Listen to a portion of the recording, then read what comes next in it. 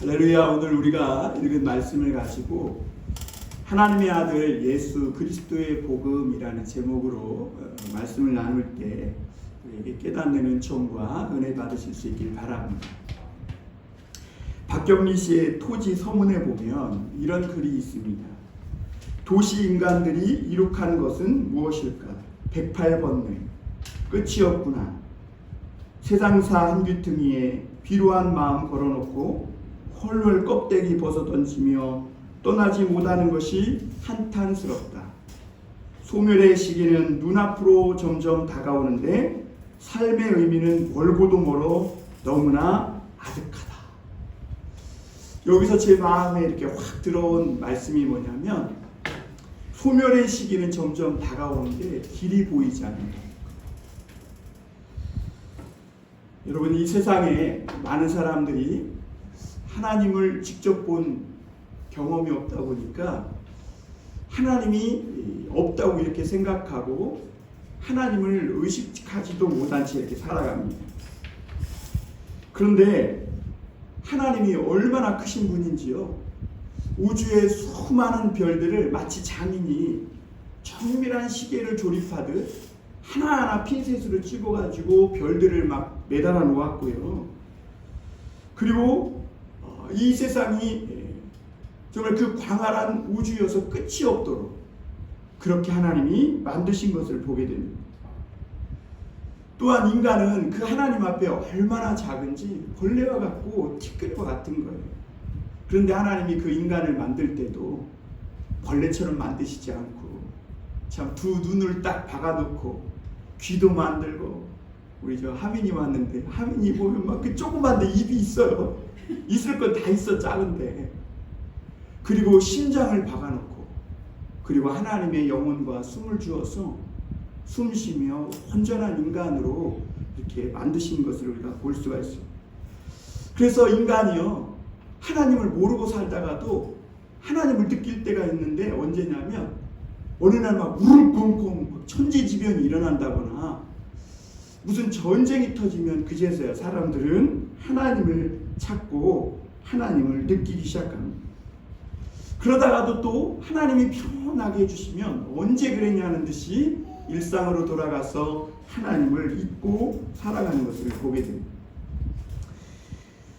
이 큰 세계를 만드신 그 하나님께서 아주 벌레와 같은 우리에게 찾아오신다면 여러분 어떤 일이 일어날까요?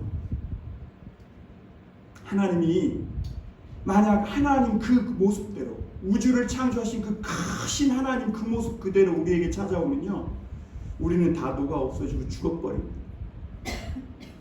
여러분, 요즘 굉장히 덥죠? 태양과 이렇게 거리가 멀리 떨어져 있어도 이렇게 덥고 무더워 더워 죽겠다고 못 살겠다 그러는데, 그 크신 태양을 만드신 하나님이 우리에게 하나님으로 오시면 어떡하겠어요? 그냥 죽는 겁니다. 녹아져서 없어지는 거예요. 그 인간은 범죄한 후에 하나님을 볼 수도 없고요, 하나님을 느낄 수도 없고 만날 수도 없어요. 그래서 인간이 잠깐 살면서 그렇게 하나님 없이 죄만 짓고 업보만 쌓다가 그렇게 영원히 죽는 게 사람의 오늘날 모습인 것이죠. 그래서 하나님은요, 그 인간의 모습을 보고 굉장히 슬퍼하신 거예요. 여러분, 하민이가 저렇게 이쁜데, 그렇지 않아요? 아이가 이렇게 이쁜데, 조금만 더 막 누가 자기 이름 나오니까 막 그렇대잖아. 아멘 하잖아요. 어린아이가 돼야 돼요. 성도들은 들어도 그런가 보다, 어린아이처럼 아멘 해야 된다니까. 그 눈이 초롱초롱 빛나고 입이 쪼물쪼물하고 막 심장이 뛰고 있잖아. 그런데 그런 인간이 한평생 자라고 성장하면서 죄만 짓고 업보만 쌓다가 수고와 슬픔 속에서 영원한 지옥으로 떨어지는 이 하나님이 너무너무 슬프신 거예요.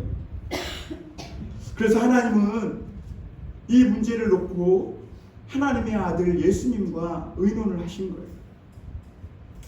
그 하나님의 아들 예수님은 하나님이 그 문제를 놓고 괴로워하며 슬퍼하며 이야기할 때 아버지, 내가 그토록 하나님이 사랑하시는 저 인간들이 타락해서 죄인이 되어 영원히 멸망할 수밖에 없는데 내가 저들을 구해서 아버지께로 다시 오겠다고 이렇게 말씀하셨어요.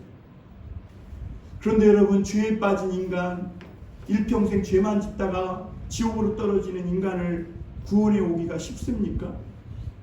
그러려면 죄 없는 인간이 대신 죽어야 되는 거예요. 그럼에도 불구하고 아들은 내가 죄가 없으니까 자신이 인간으로 내려가서 저들의 죄를 대신 짊어지고 죽고 저들의 생명을 살려오겠다고 그렇게 결단하신 겁니다. 그러자 하나님 아버지는 하나님의 아들이 인간이 되려면 너무 비참해져야 돼요. 그 높은 자리에서 뚝 떨어져서 저 지옥까지 가야 하고, 그리고 비참해서 모든 고통과 슬픔과 눈물과 아픔을 다 겪어야 하고, 그리고 무엇보다 죽음의 고통까지도 겪어야 한다고 하나님 아버지가 말씀하신 것이죠. 하나님의 아들은 이 모든 수고와 희생과 그 모든 아픔과 고통을 알면서도 우리를 구원하고 지옥에 가는 것을 막고 영생을 주시고자 인간으로 이 땅에 내려오셨음을 오늘 성경은 말씀하고 있습니다. 왜 하나님의 아들이 그랬을까요? 우리를 사랑하시고, 그리고 마가는 이것이 복음이라고 오늘 우리에게 말씀하고 있는 줄 믿습니다. 오늘 첫 번째 우리가 생각해 볼 것은 복음의 시작입니다. 복음의 시작은 오늘 마가복음 1장 2절에 보면 하나님의 아들 예수 그리스도의 복음의 시작, 여기에 다 들어있어요. 여러분, 창세기는 이 아름다운 세상이 어떻게 시작됐나 기록하고 있잖아요. 그런데도 그 아름다운 세상을 선물 받은 인간은 범죄에 타락해서 하나님을 떠나서 죽어버린 거예요. 영원히 멸망할 수밖에 없는 존재인 거예요. 그런데 신약 성경의 마가복음은 그 인간을 구원하시는 하나님의 사랑과 이 놀라운 복음이 어떻게 시작됐는지, 무엇인지 그 서문에 다 이렇게 하면서 모든 인간이 점점 다가오는 이 소멸의 시간에서 바로 살아나는 길, 그 길을 발견하려면 하나님의 아들 예수 그리스도의 복음을 믿어야 한다. 할렐루야. 여러분, 하나님의 아들 예수 그리스도 복음 여기 다 들어있는 거예요. 여기에 인생의 행복의 길이 있고 성공의 길이 있고 인생의 참된 축복의 길이, 영생의 길이 여기 있는 줄 믿으시길 바랍니다. 여러분, 마가복음의 기록자는 마가예요. 우리는 마가 그러면 예수님의 12제자일 거다 이렇게 생각하지만 마가는 예수님의 12제자가 아니에요. 제자의 제자예요. 바나바의 생질, 조카라 그러죠. 그리고 사도 바울의 제자였습니다. 그리고 베드로의 통역관이기도 했어요. 이 마가가. 마가는요, 왜 이렇게 놀라운 복음을 기록할 수 있었는지 그 이면을 보면요, 신앙이 좋은 어머니를 뒀어요. 이 마가는 예수님이 십자가에 달려 못 박아 죽으시기 전에 제자들과 함께 최후의 만찬을 가지셨죠. 그리고 예수님이 부활하신 이후에 제자들은 모여서 함께 뜨겁게 기도하다가 성령을 받고 막 뒤집어져서 온 세계에 복음을 전하게 됐는데, 그때 성령을 받은 장소가 어디예요? 마가의 다락방. 마가의 어머니가 예수님께 그 마가의 다락방을 십자가에 못 박아 죽으시기 전에 내어주셨고, 그리고 그곳에서 제자들이 막 뜨겁게 기도하다 성령을 받도록 그런 자리를 아낌없이 내어주셨어요. 여러분, 마가의 다락방이 당시 몇 명이 모인 줄 아세요? 120명이 모였어요. 그러니까 마가의 집은 굉장히 부자였을 뿐만 아니라 엄청나게 컸는데, 이 마가의 어머니는 아낌없이 예수님과 복음을 위해 내어놓은 거예요. 그 복음은요, 그 마가는 그 모습을 본 거예요. 예수님을 보았고요, 제자들이 모여서 뜨겁게 기도하다가 사람들이 변해가지고 이상한 사람들로 변하는 것을 본 거예요.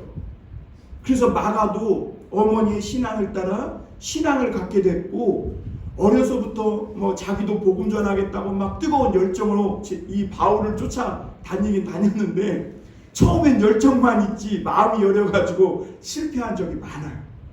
그래가지고 나중에는 이 바울과 바나바가 싸우는 일까지 좀 있기도 해요. 막 다투는 일도.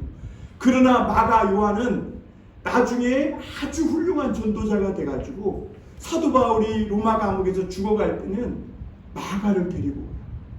그가 나에게 유익하다. 그러니까 아주 훌륭한 전도자로 변화되었던 것을 보게 됩니다. 그 마가는 오늘 거두절미하고요, 하나님의 아들이 이 세상에 오신 복음을 지금부터 아주 긴급하게 전합니다. 그러니까 이 복음이 굉장히 긴급하다는 거예요. 그래서 마가복음을요, 집에 가서 한번 한 주 동안 다 읽어보세요. 16장밖에 안 되거든요. 그런데 마가복음을 읽다 보면요, 급히, 빨리, 즉시, 곧 이런 말이 많이 나와요. 왜냐하면 마가복음을 읽으면 전개가 굉장히 빨라요. 그만큼 하나님의 심판은 빠르게 다가오고 있고, 빨리 이 복음을 믿고 구원받으라는 거예요. 마치 9.11 테러가 났을 때 그 막 빌딩이 무너지기 직전에 소방관들이 다 그러고 외치고 자기는 죽었잖아요. 그때 그 말을 듣고 빨리 나온 사람은 살았지만, 느긋하게 아유 뭐 그 말이 진실인지 아닌지 그냥 이렇게 하다가 어물쩡되는 사람은 다 죽게 된 거예요.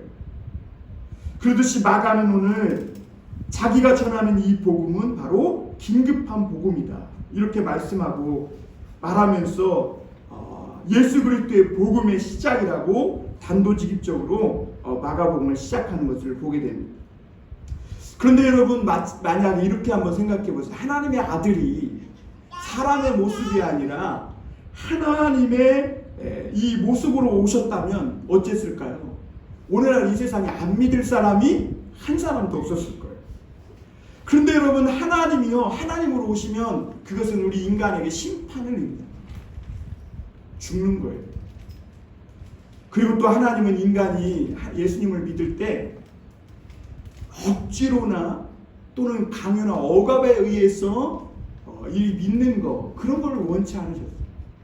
하나님은 인간을 만들 때 그래서 이성도 주시고 자유의지도 주시고, 그래서 감정과 의지와 우리의 이성과 이 모든 것을 다 통해서 하나님의 말씀과 진리를 깨닫고 하나님의 사랑을 알고 변화되기를 하나님이 인격적으로 하나님이 누구신지 알고 믿기를 원하신 줄 믿습니다.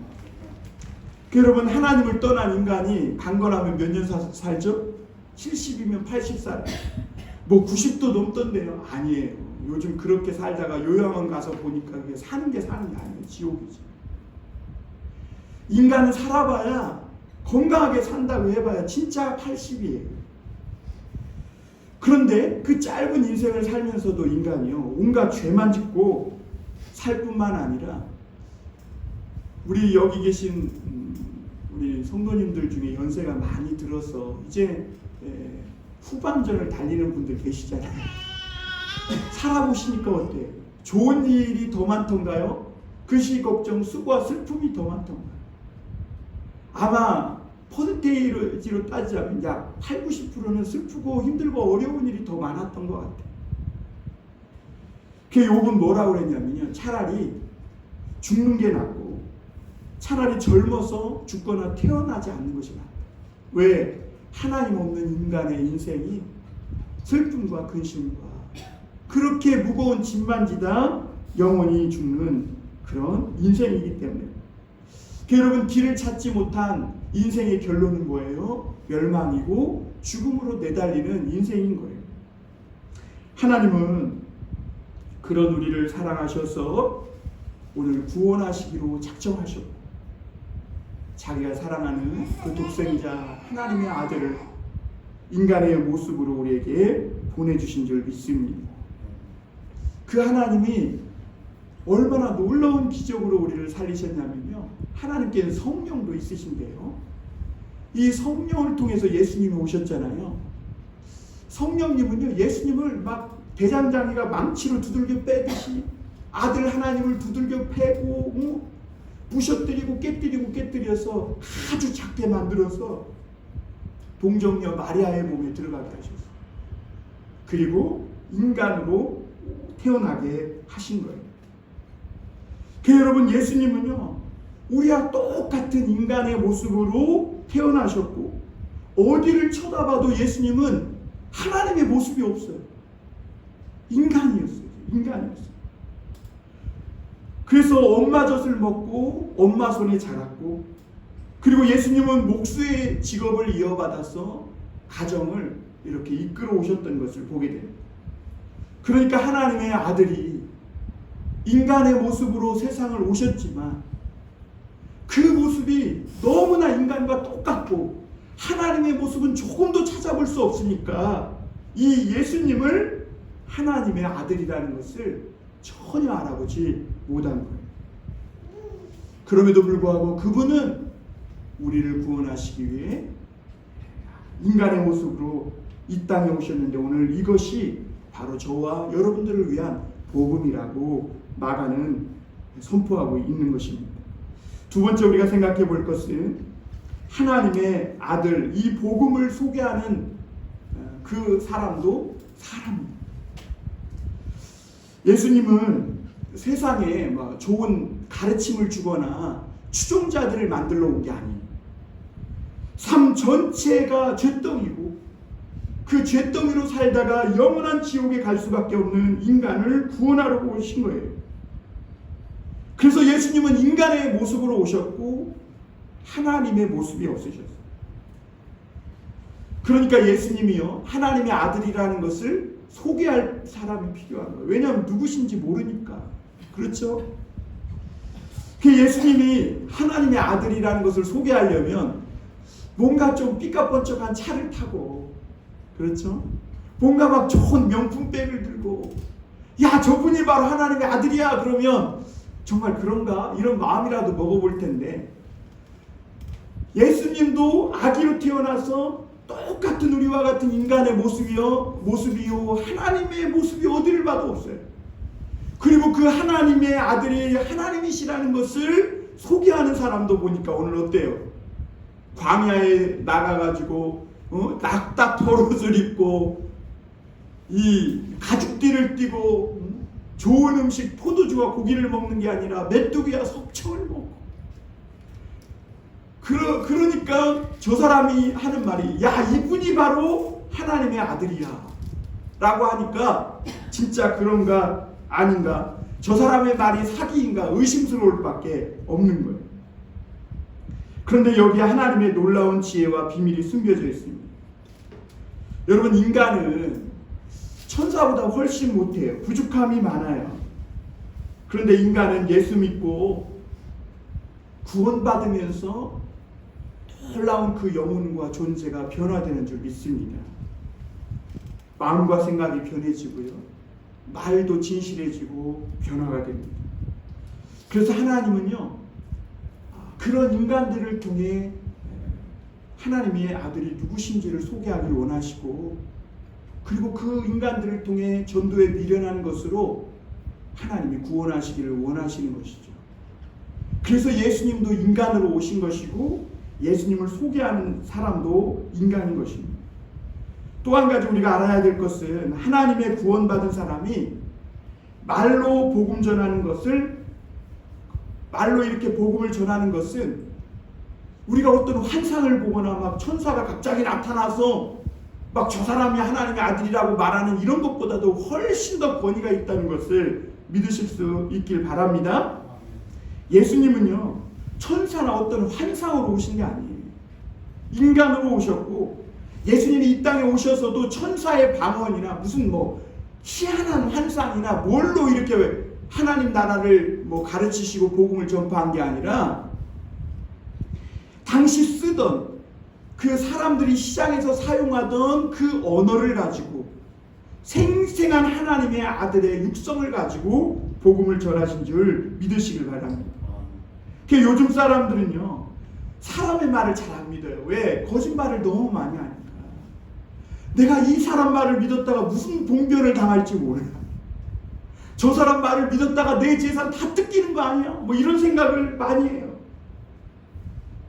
그런데 여러분, 하나님의 구원받은, 그러니까 예수님이 하나님이심을 믿고 구원받은 사람들의 이 입에서는요, 어떤 환상이나 천사의 말보다도 훨씬 더 권위 있고 진실한 하나님의 말이 그 입에서 나오게 되는 줄 믿습니다.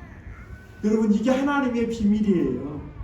영원히 죽을 수밖에 없는 타락한 죄인을 주님께서 변화시키셔서 그들의 입에 하나님의 말씀을 주셔서 전하게 하시고 진실하고 권위 있게 하셔서 그것을 듣고 변화받게 하십니다. 놀라운 일이죠. 오늘 2절 3절 한번 보겠습니다. 선지자 이사야의 길에 보라, 내가 내 사자를 내 앞에 보내노니 그가 내 길을 준비하리라. 광야에 외치는 자의 소리가 있어 이르되 너희는 주의 길을 준비하라. 그의 오실 길을 곧게 하라. 이렇게 말씀합니다. 여러분, 선지자 이사야는요, 여기 세례 요한이 태어나기 전에 700년 전 사람인데요, 그때 이미 예수님을 소개하는 사람이 올 거라고 먼저 이야기하고 있는데요, 그 사람이 오늘 어디에 온다고 말씀하고 있나요? 같이 해볼까요? 광야에 오신다. 네, 광야에 오신다고 말하고 있음을 보게 됩니다. 여러분, 광야는 길이 없고 지도가 없어요. 그리고 광야에서는 누구든지 한번 들어가서 길을 잃어버리면 죽을 수밖에 없어요. 그런데 이 광야에서도 살 수 있는 길이 있는데 안내자가 있고 소개자가 있고, 그리고 이 광야에서 나침반이 있으면 살 수 있어요. 괜찮아요, 괜찮아요. 예, 괜찮아요. 애기 떠드는 소리가 좋은 거, 그게 설교예요. 그게 애나라는 설교. 예, 괜찮아요. 나갈 거 없어요. 사람들은요, 그런데 광야보다 도시를 훨씬 더 좋아합니다. 왜냐하면 도시에 가니까 화려하게 옷을 입고 막 그럴싸한 사람들이 많고, 그리고 이 도시에는 마천루도 높은 빌딩도 건물도 우리의 마음과 생각을 사로잡는 그런 좋은 편리한 것들이 많이 있음을 보게 됩니다. 그런데 오늘 이 예수님을 소개하는 사람은, 예수님은 길도 없고 아무것도 없는 광야에 오신다, 이렇게 말씀하고 있어요. 여러분, 우리가 예수님을 소개하는, 진짜 예수님을 만나기 위해서 예수님을 소개하는 자를 먼저 만나야 되는데, 그 소개자를 만나려면 어디로 가야 될까요? 광야로 가야 돼요. 사람들이 화려한 옷을 입고 많이 모여있는 도시나 광장이나 백화점이나 어떤 웅장한 건물로 가는 게 아니라, 진짜 예수님을 소개하는 사람은 어디에 있다고요? 광야에. 그 광야에 나가야 됩니다. 그리고 예수님도 어디에 와요? 광야에. 예루살렘에 오신 것이 아닙니다. 광야. 세례 요한은 그래서 정말 광야에 나타났어요. 그리고 예수님을 하나님의 아들이라고 소개했어요. 이 세례 요한도요, 제사장의 아들로서 예루살렘에서 화려한 제사장 옷을 입고 제사장 직분을 행하면서 좋은 기름 뚝뚝 떨어지는 고기와 포도주를 마시며 그렇게 종교생활을 할 수 있었어요. 그런데 그걸 다 포기하고 어디로 간 거예요? 광야로 간 거예요. 왜? 700년 전에 이미 예수님이 어디에 나타난다고요? 광야에 오신다는 것을. 그리고 예수님의 소개자가 어디에 나타나요? 광야에 오신다고 말했기 때문에. 우리 4절 5절도 한번 같이 읽어볼까요? 4절 5절입니다. 시작. 세례 요한이 광야에 이르러 죄사함을 받게 하는 회개의 세례를 전파하니 온 유대 지방과 예루살렘 사람이 다 나아가 자기 죄를 자복하고 요단강에서 그에게 세례를 받더라. 선지자 이사야가 정말 말한 대로 이 예수님의 소개자는 광야에 나타나서 이 예수님의 복음을 증거합니다. 그런데 많은 사람들은 오늘날도 서울로 가려고 하고, 서울이 아니면 도시도 아니고 서울에 있는 대학도 아니면 안 들어가려고 하고, 서울이 좋아서 반지하 살더라도 서울로만 가야 뭐가 있는 줄, 거기 길이 있는 줄 이렇게 생각합니다. 그런데 여러분, 하나님의 아들을 소개하는 자, 또 하나님의 아들 예수님은 그런 서울에 있는 게 아니라 오늘도 험난한 광야에 있다고 성경은 말씀합니다. 그래서 이 세례 요한은 광야에서 죄사함을 받게 하는 회개의 세례를 전합니다. 사람들은요, 죄의 본질이 뭔지 몰라요. 나 남의 거 안 훔쳤는데, 나 남에게 해코지 한 일이 없는데, 이렇게 생각하고 자기는 죄인이 아니라 선한 사람이라고 생각합니다. 그런데 여러분, 죄의 본질은 뭔지 아세요? 하나님을 모르는 게 죄고 안 믿는 게 죄예요.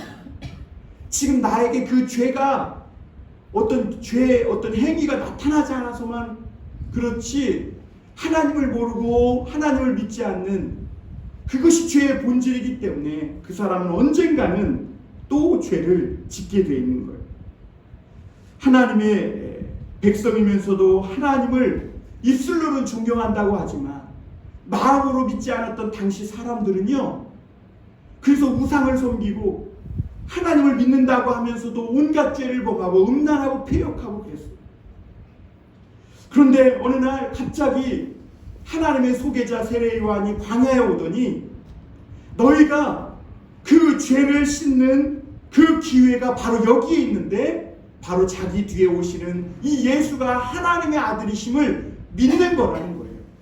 그래서 그분이 하나님의 아들이심을 믿고 죄사함을 얻게 하는 이 세례를 받으면 하나님이 너희를 용서해 주실 것이다, 이렇게 선포하고 있는 겁니다.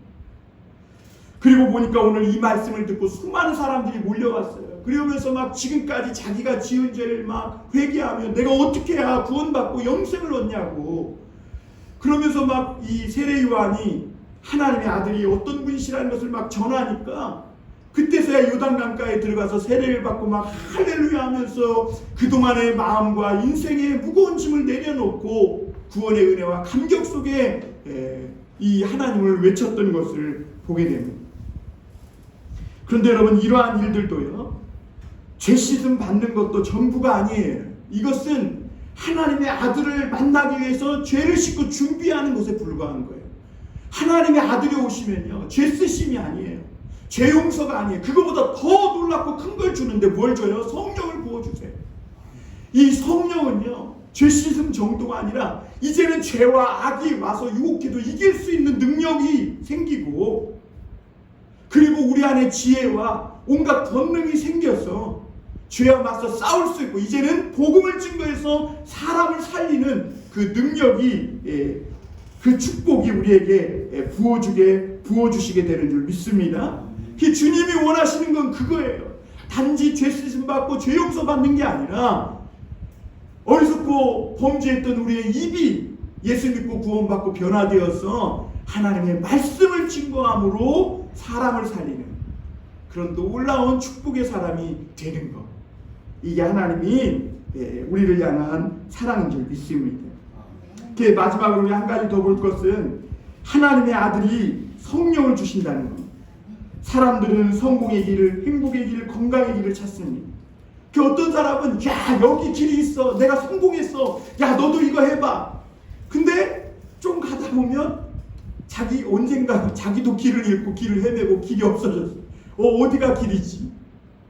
그러니까 여러분, 돈 버는 게 길이 아니고요, 성공하는 게 길이 아니에요. 길인 것 같지만 돈은 많은데 길이 없어요. 성공했지만 길이 없어요. 그래서 다 미끄러져서 어느 날 갑자기 낭떠러지로 추락해버립니다. 길이 없기 때문에. 여러분, 이 세상의 길은 내가 길이오라고 말씀하시는 오직 예수님 한 분뿐인 줄 믿습니다. 세상에서 유명해지고 성공한 것이 길이 아니라 진짜 길은 죽음을 뚫고 통과해야 길인 줄 믿습니다. 슬픔과 걱정, 근심을 뚫고 소망과 희망을 가져와야 길이 될 수 있는 줄 믿습니다. 그래서 영생의 길, 더 영광스러운 모습으로 죽어도 다시 살고 살아도 영원히 살 수 있는 그 은혜가 있어야 길인 줄 믿습니다. 오늘 6절 7절에 보면 이 세례 요한은요, 낙타털을 옷을 입고 그리고 메뚜기와 속충을 먹고 어린 가죽띠를 띄었다 그랬어요.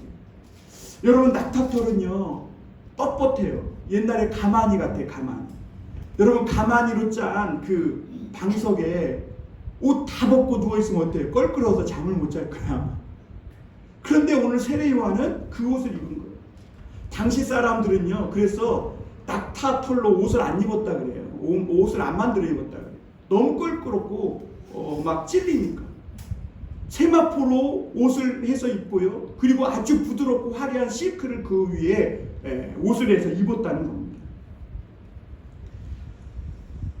그 하나님의 아들이 광야 같은 그런 사람들의 마음에 오시기를 바라며 세례 요한은 광야로 나아간 것이고, 그리고 거기 광야에서 낙타털 옷을 입고 그렇게 기름이 뚝뚝 떨어지는 고기와 포도주를 멀리하고 메뚜기와 석청을 먹으며 그렇게 복음을 증거한 것이죠.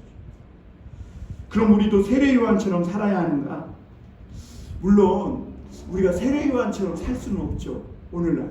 그러나 여러분, 오늘 이 말씀이 뭘 얘기하냐면 복음을 위해서 또 내 영혼을 위해서라도 자꾸 세상에 더 부드럽고 멋있고 편리한 것을 조심해야 된다는 것을 것으로 이렇게 받아들이면 은혜가 될 줄 믿습니다.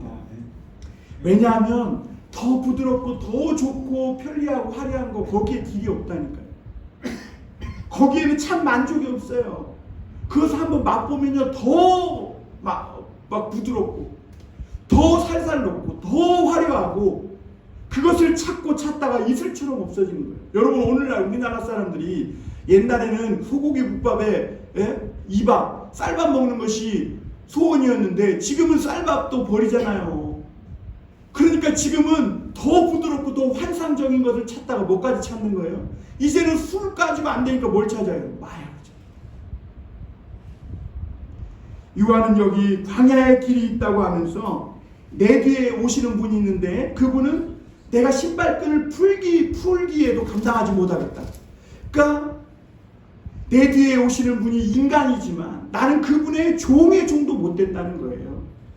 그리고 그분은 인간이시지, 우리와 똑같은 인간이지만 하나님의 아들이고 우리를 위한 구원자라고 선포하고 있는 겁니다.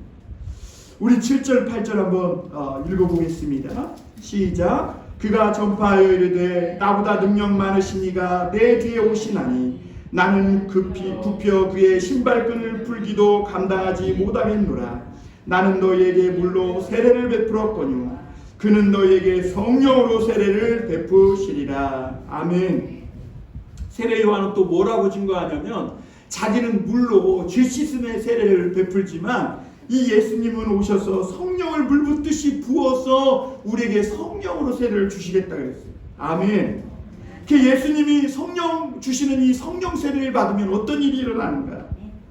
여러분, 우리는 단지 죄 씻음이 아니라 우리 안에 깊이 임박여 있는 죄의 본성까지, 심지어 그 죄의 흔적으로 인한 죄책감, 그 패배주의, 이런 모든 것까지 하나님이 싹 다 성령의 물로 태워주시는 줄 믿으시길 바랍니다. 그리고 아무리 우리가 이 약하고 부족해도 성령의 세례를 받으면 하나님의 은혜와 능력으로 충만하게 되는 줄 믿습니다.